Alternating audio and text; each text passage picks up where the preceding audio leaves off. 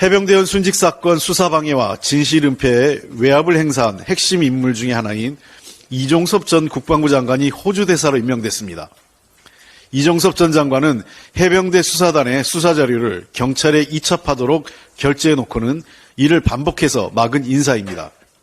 이와 같은 비정상적 행위가 대통령의 경로 위에 벌어진 일이라는 외압 의혹의 핵심 피의자로 공수처에 고발되기도 한 수사 대상자입니다. 그럼에도 불구하고 권력의 불법과 관련된 핵심 피의자를 대사로 내보내는 것은 수사에 차질을 줄 수밖에 없는 또 하나의 수사 방해이자 외압입니다. 더 나아가 피의자를 해외로 도피시키는 행위와 다를 바 없는 매우 파렴치한 행위입니다. 이미 이 사건과 관련해서 대통령실을 비롯한 권력의 거짓이 드러나고 있습니다. 이종섭 전 장관은 별도로 회의를 열어 사건 축소를 사전 모의했다는 의혹을 받고 있고, 윤석열 대통령은 이종섭 장관에게 유가족의 동향까지 보고받았다는 폭로도 있습니다. 그동안 김계한 해병대 사령관은 임종득 당시 국가안보실 2차장과 한 차례 통화했다고 말했지만 두 차례 통화한 것으로 드러나기도 했습니다. 모두 국회와 법정에서의 위증으로 처벌받을 사안입니다. 조직적인 은폐와 외압이 사실로 드러나고 있는 상황에서 핵심 피의자인 이종섭 전 장관이 유가족의 눈물과 해병대 전우의 호선을 외면한 채 따뜻하고 살기 좋은 남쪽 나라로 도피하려는 것입니다. 이뿐 아니라 여당은 권력의 외압 의혹 당사자들인 신범철 전 국방부 차관, 임종득 전 국가안보실 2차장에게 공천까지 주었습니다. 진실은폐, 수사 외압 사건에 대통령과 주요 권력자들, 여당까지 공범이 되고 있는 것입니다. 국정조사를 틀어막고 피의자를 해외로 빼돌린다고 해서 진실을 영원히 숨길 수 없습니다. 다만 시기가 늦어질 뿐입니다. 더불어민주당은 끝까지 이 사건의 진실을 밝히기 위해 모든 노력을 기울여 유가족의 억울함과 국민적 의혹을 해소하고 책임자가 반드시 처벌받을 수 있도록 할 것입니다. 국기문란으로 불명예 퇴진한 인사를 주요 국가의 대사로 임명하는 것은 외교적으로도 매우 큰 결례이며 국격을 손상하는 일입니다. 윤석열 대통령은 본인의 치부를 덮기 위해서라면 국민의 체면도 나라의 위신도 신경 쓰지 않는 행태에 부끄러움을 느껴야 합니다. 검찰과 공수처는 이종섭 전 국방부 장관의 해외 출국 금지를 발동해야 됩니다. 이런 사람이 해외로 나가서는 안 됩니다. 이것은 국가적 망신입니다. 해당국인 호주 정부에게도 이러한 야당의 입장을 전하겠습니다. 윤석열 정부 경제 실패로 국민의 삶이 위기 상황에 처한 것은 물론 미래마저 암울한 상황으로 내몰리고 있습니다. 지난해 1인 이상 가구의 월평균 이자 비용은 전년과 비교해 31.7%나 급등했습니다.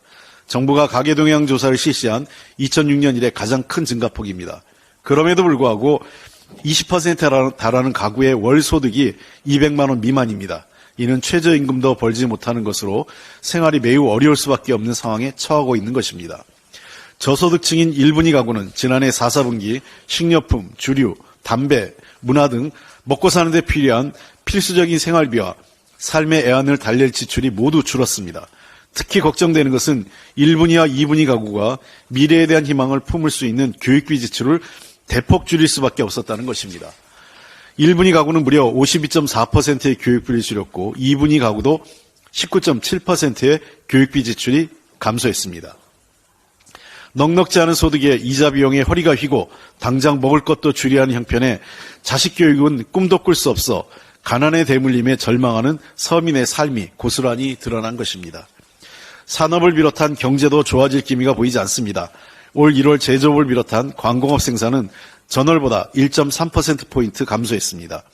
설비 투자는 5.6%나 감소했습니다. 건설업체의 시공실적 금액이 증가한 것으로 나타났지만 이를 자세히 보면 대규모 공사가 마무리된 시점과 겹친 일시적 현상입니다. 오히려 향후 경기를 가늠할 수 있는 선행지표인 건설 수준은 53.6%나 감소했습니다. 이는 2010년 10월 이후 최악의 성적표로 더 이상 건설 현장에 일거리가 없다는 것입니다. 전문가들은 경기가 매우 불안정하고 경기 침체 흐름이 그대로라고 진단하고 있습니다.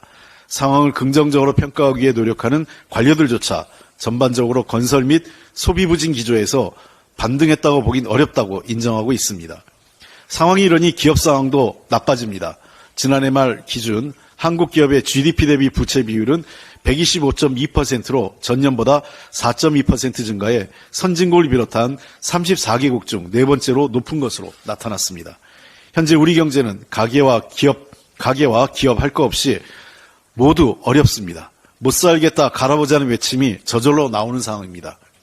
더 늦기 전에 국민의 삶을 망치고 경제를 파탄내고 있는 윤석열 정권을 반드시 심판해서 민생과 경제에 희망과 활력이 다시 일어날 수 있도록 해주시기 바랍니다. 민주당이 믿음직한 대안이 되겠습니다. 4월에 총선을 통해서 경제를 살리고 국민의 민생 경제를 책임질 수 있도록 민주당에게 힘을 모아주시기 바랍니다. 이상입니다.